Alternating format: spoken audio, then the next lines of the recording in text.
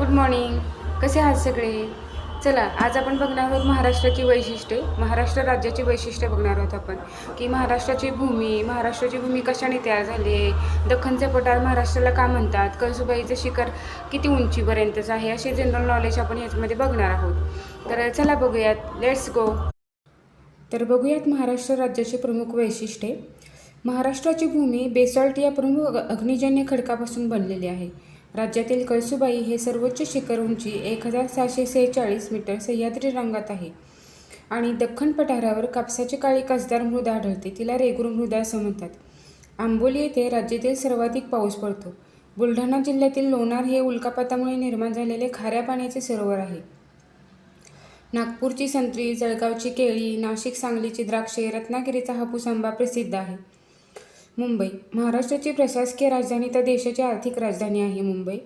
नागपूर ही राज्याची उपराजधानी आहे. डॉक्टर बाबासाहेब आंबेडकर यांनी बौद्ध धर्माचा स्वीकार या नागभूमीतच केला. वीज केंद्र, जायकवाडी धरण, तारापूरचे अणुवीज केंद्र, अरबी समुद्रातील बॉम्बे हाय तेल क्षेत्र व इतर उद्योगधंद्यांनी राज्याच्या वैभवात भर टाकली आहे.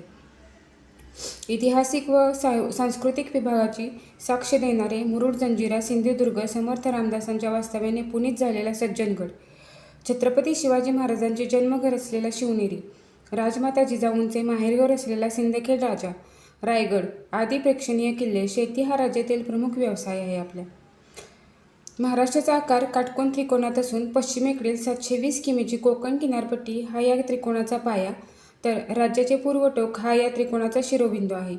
ग्रीक भूगोलतज्ञानुसार टॉलेमी याने गुजरात व उत्तर कोकण या प्रदेशास लारिका तर दक्षिण कोकणास आरिका असे संबोधले आहे. तर तुम्हाला आजची माहिती कशी वाटली? मी महाराष्ट्राची वैशिष्ट्याबद्दल तुम्हाला जी माहिती दिली त्याबद्दल तुम्हाला जर काही अजून माहिती हवी असेल तर मला कमेंट बॉक्समध्ये कमेंट करा. आणि तुम्हाला असेच नवीन व्हिडिओ मी घेऊन येत जाईन. आणि माझ्या चॅनलला फॉलो आणि सबस्क्राईब करायला विसरू नका. तोपर्यंत बाय.